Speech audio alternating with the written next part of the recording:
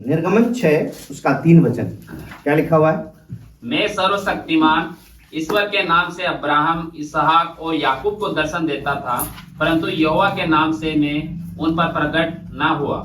जब मूसा को बुलाया गया तो परमेश्वर ने मूसा को इस प्रकार से बोला कि मैं सर्वशक्तिमान ईश्वर के नाम से अब्राहम, इसहाक और याकूब को दर्शन देता था, परंतु यहोवा के नाम से मैं उन पर प्रकट ना हुआ। क्या मूसा को ही परमेश्वर ने यहोवा नाम दिखाया? उससे पहले क्या परमेश्वर यहोवा के नाम से प्रकट नहीं हुआ?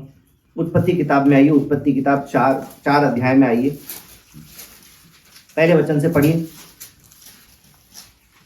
जब आदम अपनी पत्नी हवा के पास गया तब उसने गर्भवती होकर कैन को जन्म दिया और कहा, मैंने यहोवा की सहायता से एक पुरुष पाया है। मैंने किसकी सहायता से पुरुष पाया? तो आदम ही इस बात की गवाही दे रहा था कि मैंने यहोवा के द्वारा, यहोवा की सहायता से एक बेटा पाया है, एक पुरुष पाया है। फिर बाइबल में निर्गमन की किताब में मूसा से परमेश्वर क्यों कह रहा था? और भी जगहों पर आप देख सकते हैं जहां पर उत्पत्ति किताब 22 अध्याय में, जहां अब्राहम को परमेश्वर ने एक संतान दी जिसका नाम इसहाक था, उसको परमेश्वर ने कहा कि तू मेरे लिए बलिदान कर दे, और उसको कहा कि दूर जगह पर मोरिया पहाड़ के ऊपर जाकर और वहां पर तू अपने बेटे का बलिदान मेरे लिए कर दे। बड़ी मुश्किलों से, बड़ी मिन्नतों से, बड़ी प्रार्थनाओं से उन्होंने इसहाक को पाया है, क्योंकि बुजुर्ग हो गए, तब तक बुजुर्गी की हालत तक संतान नहीं मिली। दिल दुखी भी था, सोचते थे कि हमारा वंश आगे कैसे चलेगा।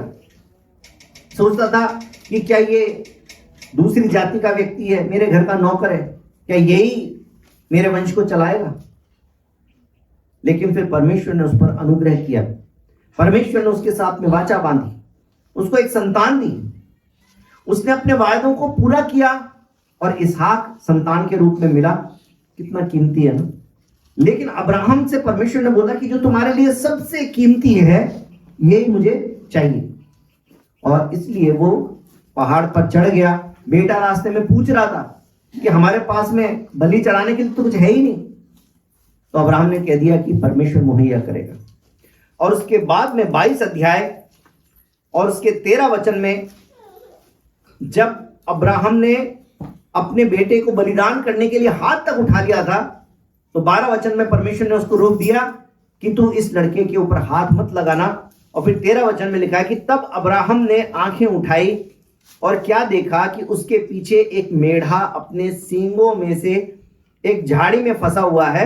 अतः अब्राहम ने जाके उस मेढ़े को लिया और अपने पुत्र के स्थान पर उसे होम बलि करके चढ़ाया। अब्राहम ने उस स्थान का नाम यहोवा यीरे रखा। क्या अब्राहम यहोवा परमेश्वर को जानता था या नहीं जानता? जानता था, क्योंकि उसने उसका नाम यहोवा यीरे रखा। यहोवा यीरे का मतलब क्या होता है? यहोवा पूर्ति करता है, परमेश्वर पूर्ति करता है, परमेश्वर जरूरतों को पूरा करने वाला परमेश्वर है। अब वो यहोवा को जानता है, लेकिन फिर भी बाइबल में क्या लिखा हुआ है कि मैंने सर्वशक्तिमान परमेश्वर के रूप में अपने आप को प्रकट किया, परंतु यहोवा के नाम से मैं प्रकट नहीं हुआ। तो क्या परमेश्वर झूठ बोल रहा था, या बाइबल के अंदर कुछ कॉन्ट्राडिक्शन है? क्योंकि संसार के लोग बोल सकते हैं, भाई तुम्हारी बाइबल में देखो क्या लिखा है। मूसा के समय में ऐसा लिखा हुआ है, जबकि पहले आदम ने बोल दिया, अब अब्राहम ने भी बोल दिया। और इसहाक की कहानी भी पढ़ के देख सकते हैं, वो भी यहोवा के बारे में जानते हैं। तो क्या कारण हो सकता है? यहोशू की किताब 24 अध्याय पहले वचन से पढ़िए। फिर यहोशू ने इजराइल के सब गोत्रों को शकेम में इकट्ठा किया और इजराइल के वृद्ध लोगों और मुख्य पुरुषों और न्यायियों और सरदारों को बुलवाया, और वे परमेश्वर के सामने उपस्थित हुए। तब यहोशू ने उन सब लोगों से कहा, इजराइल का परमेश्वर यहोवा इस प्रकार कहता है, प्राचीन काल में अब्राहम और नाहोर का पिता तेरह आदि तुम्हारे पुरखा परात महानद के उस पार रहते हुए दूसरे देवता की उपासना करते थे। बस क्या लिखा हुआ है? अब्राहम के पिता की गवाही क्या लिखी हुई है? लिखा है कि इजराइल का परमेश्वर यहोवा इस प्रकार कहता है कि प्राचीन काल में अब्राहम और नाहोर का पिता तेरह और उसके साथ में उस समय के तमाम लोग, जो आदि लिखा है, तुम्हारे पुरखा परात महानद के उस पार रहते हुए दूसरे देवताओं की उपासना करते थे। अब्राहम एक ऐसे परिवेश में पला बड़ा है जहां पर उसके चारों तरफ में बहुत सारे देवी देवता हैं। जिस प्रकार से आज हम एक ऐसी परिस्थिति में हैं जहां पर हमारे चारों ओर बहुत सारे देवी देवता हैं। इन सारे देवी देवताओं के बीच में एक ऐसे परमेश्वर पर विश्वास करना जो सर्वशक्तिमान परमेश्वर है, जो सारे देवताओं से भी ऊपर है, जो स्वर्ग और पृथ्वी का मालिक है, जिसके पास में हर बात का अधिकार है, वो परमेश्वर अल शदाई परमेश्वर है। इस बात को अब्राहम ने समझ लिया। अब्राहम के पास में, उसके आंखों के देखे में, उसके अनुभव में ईश्वर को मानने के बहुत सारे तरीके थे, बहुत सारे देवी देवता थे जिनको भेंट चढ़ाई जा सकती थी। परंतु अब्राहम इस बात को समझ गया कि ये सारे देवी देवताओं से भी ऊपर एक महान ईश्वर है। इसलिए परमेश्वर निर्गमन की किताब के अंदर इस प्रकार से कहता है कि वहां पर मैंने अपने आप को किस रूप में प्रकट किया। मैंने अब्राहम, इसहाक और याकूब के ऊपर अपने आप को इस रूप में प्रकट किया कि मैं सर्वशक्तिमान परमेश्वर हूं, मैं अल शदाई परमेश्वर हूं।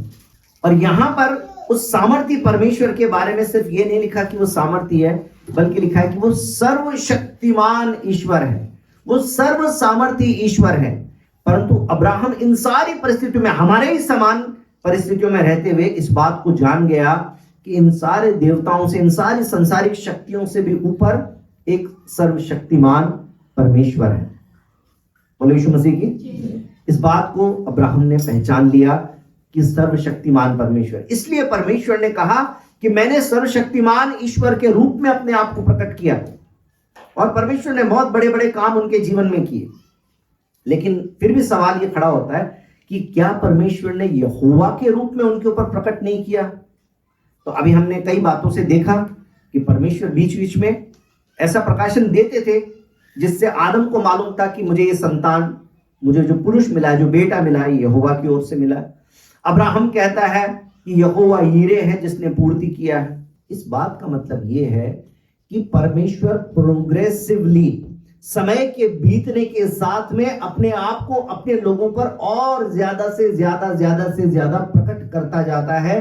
अब्राहम, इसहाक और याकूब ने सर्वशक्तिमान परमेश्वर की सामर्थ का अनुभव किया, लेकिन समय के साथ में परमेश्वर अपने आप को और ज्यादा प्रकट करते गए। अब किस रूप में प्रकट करते गए? वो यहोवा शब्द जो है, यहोवा का अर्थ क्या होता है? यहोवा शब्द का अर्थ होता है द लॉर्ड। इंग्लिश में बोलते हैं द लॉर्ड।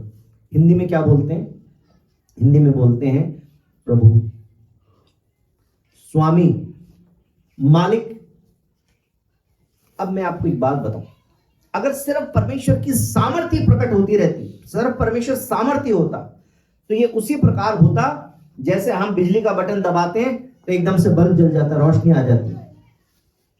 परमेश्वर का और हमारे बीच में कोई रिश्ता ना होता, हमारे बीच में कोई कवेनेंट ना होती, हमारे बीच में कोई वाचा ना होती। लेकिन परमेश्वर ने जब हमसे एक रिश्ता बनाया, क्योंकि क्या नाम बोल दिया अब? प्रभु, द लॉर्ड। लॉर्ड का मतलब यह है कि अगर कोई एक प्रभु है तो कोई उसको मानने वाला भी होगा। यदि कोई स्वामी है तो एक उसका दास भी होगा। यानी कि एक संबंध की शुरुआत जो है वो परमेश्वर कह रहा मूसा से कि उन लोगों ने परमेश्वर को उस रूप में देखा जो अपनी सामर्थ को प्रकट करता है, जो मुहैया करता है। लेकिन अब मैं तुम पर इस प्रकार से प्रकट करूंगा कि तुम्हारे और मेरे बीच में एक रिश्ता है, कि मैं तुम्हारे साथ साथ रहूंगा, कि जैसे तुम मुझसे बात करोगे तो मैं तुम्हारी बात को सुनूंगा। और आप मूसा के चुन लिए जाने के बाद में अगर बाइबल को पढ़ते हैं, निर्गमन 6 के बाद में, तो परमेश्वर मूसा से कितनी सारी बातें करता है। बार बार में मूसा जाके परमेश्वर से बात कर रहा है, परमेश्वर उसकी बात को सुन रहा है। परमेश्वर ने अंततः कई बातों के बाद में फिरौन के मन को ऐसा कर दिया, डर बिठा दिया कि फिरौन ने जाने दिया।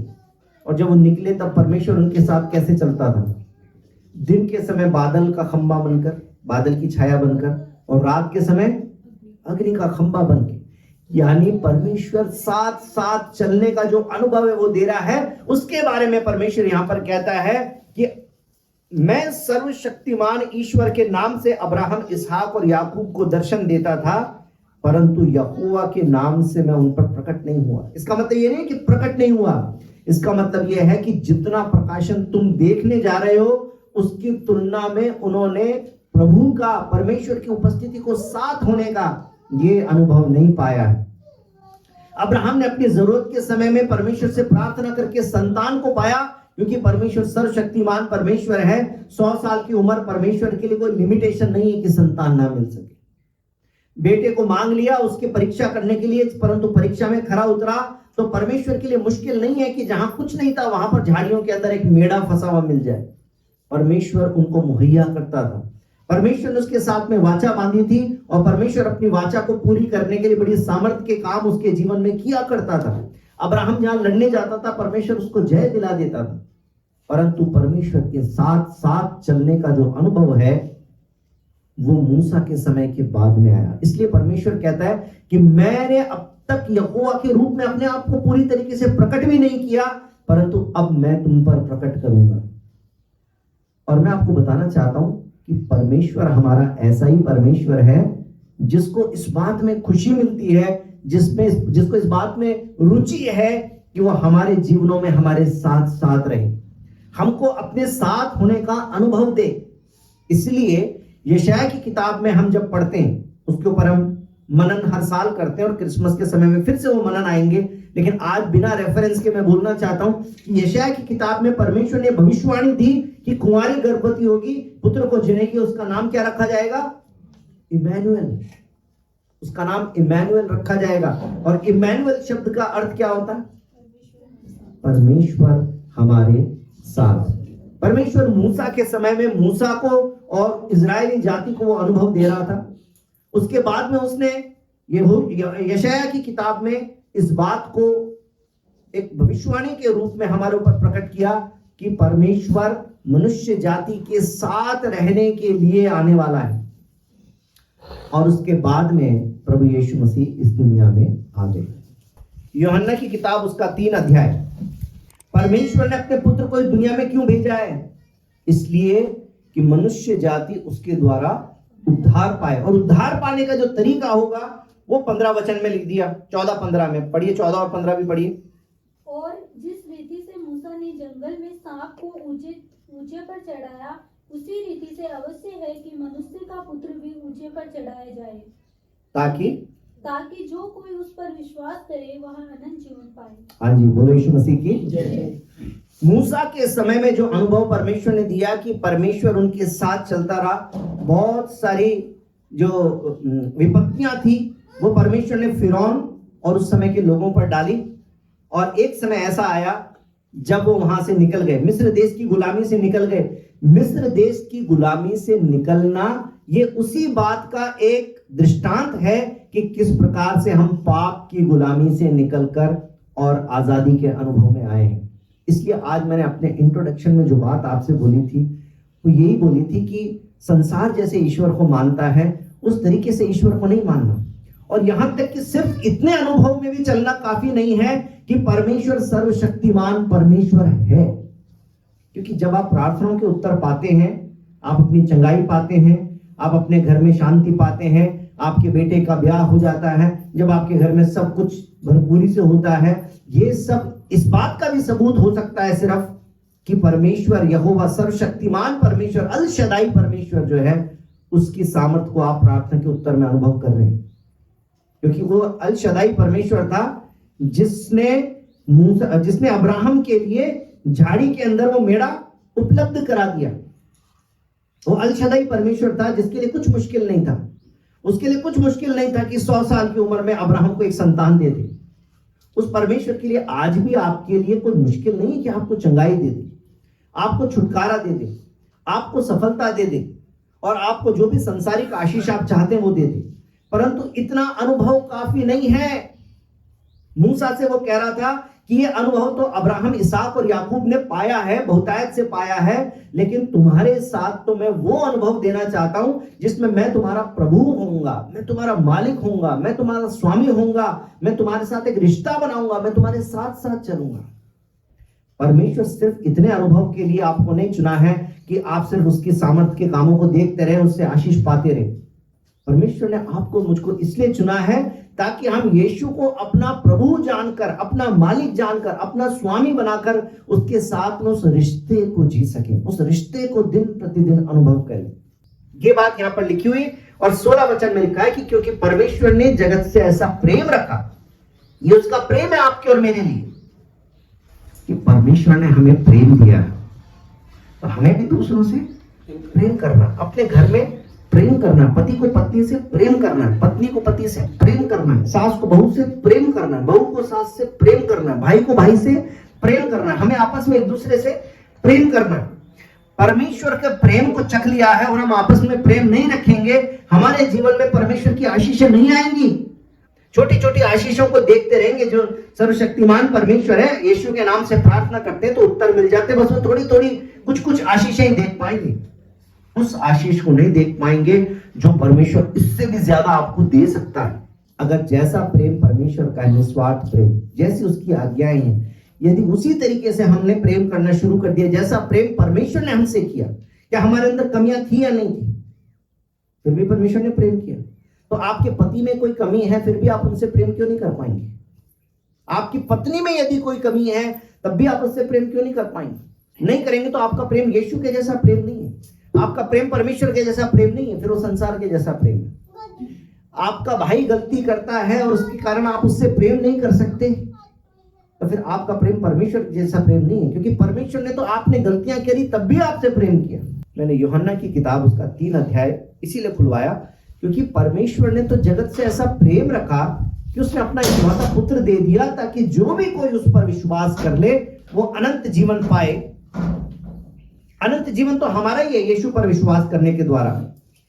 लेकिन निकोदेमुस के साथ में बातें करते हुए परमेश्वर ने एक और बात बोली, जो 3 अध्याय के 36 वचन में लिखा है। 35 और 36 में हम पढ़ सकते हैं कि पिता पुत्र से प्रेम रखता है और उसने सब वस्तु उसके हाथ में दे दी है।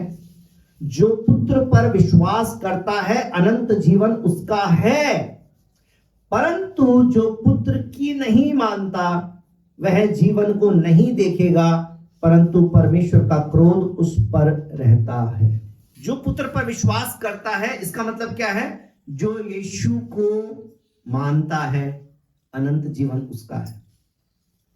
लेकिन इसके आगे एक और बात लिखी हुई है कि जो यीशु की नहीं मानता वह जीवन को नहीं देखेगा। कौन सा जीवन? इस संसार की जीवन की बात नहीं हो रही, सिर्फ इस संसार के अंदर भी उस बहुतायत के जीवन को तो नहीं देखेगा जिसका वायदा यूहन्ना 10 में लिखा हुआ है। यूहन्ना 10 के 10 में क्या लिखा हुआ है?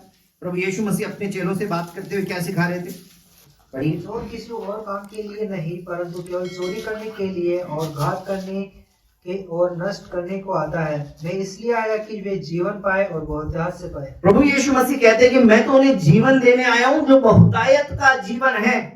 इस संसार के अंदर बहुतायत के जीवन का अनुभव नहीं कर पाएंगे यदि परमेश्वर के साथ में वो जीवन नहीं जिएंगे जिसमें हम यीशु की मानते हैं, यीशु को मानते हैं। ये तो साबित है, इसीलिए तो हम आज यहाँ पर बैठे हैं। अगर यीशु को नहीं मानते तो हम अपने अपने घरों में होते, टीवी चला रखे होते, हम कुछ और कर रहे होते। लेकिन हम सब यहाँ पर इकट्ठे हैं, ये इस बात का तो सबूत है कि हम यीशु को मानते हैं। परंतु यहाँ पर आगे ये भी लिखा है कि यीशु की भी मानना जरूरी है। यीशु की नहीं मानेंगे, यीशु की नहीं मानेंगे तो जीवन नहीं पाएंगे। यीशु को जान लिया इतना काफी नहीं है, यीशु की भी मानना जरूरी है। यीशु को मानना और यीशु की मानना। यीशु की मानना का मतलब है यीशु की बातों को मानना, यीशु के वचनों को मानना, यीशु की शिक्षाओं को मानना, उन बातों को मानना। मैंने बोल दिया बेटा घर से बाहर नहीं निकलना, तो फिर मानने का मतलब क्या है कि घर से निकलना नहीं है। जानने का मतलब तो यह है कि जानकारी हो गई कि घर से नहीं निकलना। जानकारी तो आपको पिछले 10-12 साल में परमेश्वर के वचन की काफी हो गई। आपको मालूम है अपने बैरी को क्षमा करना है, अपने भाई से प्रेम करना है, अपने पड़ोसी से प्रेम करना है, एक दूसरे की सह लेना है, एक दूसरे को क्षमा करना है। बाइबल में से आपने सब बातें सीख ली, अब आप जान तो गए। ये सवाल ये कि मानते कितना है। मानना जरूरी है। उसको अपना प्रभु बनाया है, क्योंकि सर्वशक्तिमान परमेश्वर के बारे में जानना या उसको जानना अलग बात है, और उसको अपना प्रभु करके, अपने यहोवा करके, अपना मालिक करके जानना और फिर उसकी मानना की अलग बात है। आज मैं आपको रिमाइंड करना चाहता हूं कि मैंने हम सब के आत्मिक जीवन में एक गिरावट को देखा है। होना तो ये चाहिए था कि हम समय के बीतने के साथ में और ज्यादा प्रभु में मजबूत हो जाते, और ज्यादा प्रभु के जैसे हो जाते, लेकिन सच्चाई ये है कि शुरू में हमारा प्यार बिल्कुल आग के समान एकदम गर्म था, एकदम गर्म प्रेम। हम किसी भी बात में कोई पाप के काम को करने को तैयार ही नहीं थे। ये परमेश्वर को भाता नहीं है, मैं तो करूंगा ही नहीं, मैं तो ऐसा शब्द अपने मुंह से निकालूंगा ही नहीं, मैं तो ऐसी चीज अपने मुंह में रखूंगा ही नहीं, मैं ऐसी भावना अपने दिल में रखूंगा ही नहीं। लेकिन अब समय के बीतने के साथ में शैतान जिन भावनाओं को मनों में डालता है एक दूसरे के प्रति, रख लेते हैं मुंह के अंदर उन चीजों को जो परमेश्वर ने बोला कि इस शरीर ये परमात्मा का मंदिर है, इसमें इन चीजों को नहीं डालना, चाहे वो शराब हो, चाहे वो गुटखा हो, चाहे वो सिगरेट हो। लेकिन मैं जानता हूं कि बहुत समझाने के बावजूद छोड़ने के लिए तैयार नहीं, मानने के लिए तैयार नहीं। और मेरा दुख इस बात का है कि मैं इस बात को जानता हूं कि जो यीशु की नहीं मानता उसको जीवन नहीं मिलेगा। इस दुनिया में आप यीशु मसीह के विश्वासी होने का दिखावा कितना भी करते रहिए, जिस दिन न्याय का दिन आएगा उस दिन बोलेंगे परमेश्वर यीशु को मानते थे, हाँ मानते थे, यीशु की मानते थे, अरे इसमें तो कट लगा हुआ है, कटस लग गए तुम्हारे सारे, कहीं तुमने यीशु की बात ही नहीं मानी, फिर तो जीवन तो तुमको नहीं मिल सकता। इस संसार में बहुतायत का जीवन, और इस संसार को छोड़कर जाएंगे तब अनंत जीवन, ये उसको मिलेगा जो इस संसार में यीशु को मानता है और यीशु की मानता है। सिर्फ एक सर्वशक्तिमान ईश्वर के रूप में उसको मानना काफी नहीं है। मैं जानता हूं आप इस बात को मानते हैं कि सर्वशक्तिमान परमेश्वर, सारे देवी देवताओं से भी ऊपर जो महान राजा है, जो महान ईश्वर है, वो परमेश्वर है, जिसने अपने पुत्र को भेजा, और जो यीशु के नाम से हम जिसका नाम लेते हैं वही सर्वशक्तिमान परमेश्वर। हम इस बात को जानते हैं, मुझे इस बात में कोई संशय नहीं है, हम सब लोग इस बात पर विश्वास करते हैं। परंतु सवाल यह है कि क्या यहोवा के रूप में, क्या प्रभु के रूप में हम उसको अपने जीवन में वो स्थान देते हैं? क्या सच में हम उसको अपना मालिक बनाते हैं? क्या उससे बिना पूछे कोई काम करने के लिए हम तैयार हैं कि नहीं है? उससे बिना पूछे, उसकी मर्जी के बिना सब कुछ ही अपनी मनमर्जी से ही अगर कर रहे हैं। अगर मेरा पड़ोसी किसी बात में मुझसे झगड़ ले, मेरे पैसे लेके ना दे, कोई भी बात हो जाए हमारे लिए, क्या मेरे पास में ऑप्शन है कि मैं उसको मर्डर कर दूं? नहीं है ना। जैसे हमारे पास में ये ऑप्शन ही नहीं है कि हम किसी का मर्डर कर दें, चाहे कुछ भी हो जाए, उसी प्रकार से पति को अपनी पत्नी पर हाथ उठाना कोई ऑप्शन ही नहीं है। तलाक पति पत्नी के बीच में विश्वासियों के लिए कोई ऑप्शन ही नहीं है। भाइयों के बीच में आपस में कोर्ट कचहरी विश्वासियों के लिए ऑप्शन ही नहीं है। जिस दिन पति अपनी पत्नी पर हाथ उठाता है, उसको गलत भाषा में बोलता है, मैं आपको बता दूं, आप अपना विश्वासी मसीह होने का सर्टिफिकेट जो है वो फाड़ के फेंक रहे हैं। जिस दिन आप पति पत्नी आपस में झगड़ा करते हैं, गाली गलौज करते हैं, उस दिन आपने अपना सर्टिफिकेट अपने हाथ से फाड़ दिया विश्वासी होने का। दुनिया मानती रहेगी, लेकिन परमेश्वर की दृष्टि में सर्टिफिकेट आपने फाड़ दिया। जिस दिन भाई भाई में हम झगड़ा करते हैं, जब हम कलीसिया में झगड़ा करते हैं, जब हम अपने अगुओं का आज्ञा का उल्लंघन करते हैं, जब हम उनकी बेइज्जती करते हैं, सामने नहीं करते। लेकिन मेरी चिंता इस बात की है कि कहीं हम यीशु को तो मानते हैं, परंतु यीशु की ना मानने के कारण जीवन को ना खो दें। क्योंकि यूहन्ना 3 उसके 36 में लिखा है कि जो पुत्र पर विश्वास करता है अनंत जीवन उसका है, परंतु जो पुत्र की नहीं मानता वो जीवन को नहीं देखेगा, परंतु परमेश्वर का क्रोध उस पर रहता है। मत बोलिएगा कि हमको मालूम नहीं था कि परमेश्वर का क्रोध भी वापस आ जाएगा। आप बोलेंगे हमको मालूम नहीं था। मालूम कैसे नहीं था?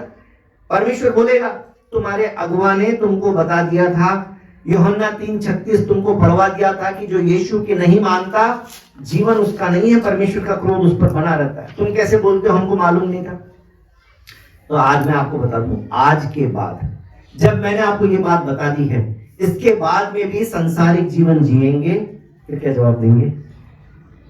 मैं देख रहा हूं धीरे धीरे हमारे अंदर नम्रता कम होती जा रही है, दीनता कम होती जा रही है। पहले समय था जब हमने सीखने के लिए अपने आप को शून्य कर लिया था, लेकिन अब धीरे धीरे हमारे पास में कुछ ज्ञान आ गया है, कुछ गाना आ गया है, कुछ बातें हमको पता चल गई है, आधा अधूरा आज्ञाकारिता भी हम करते हैं।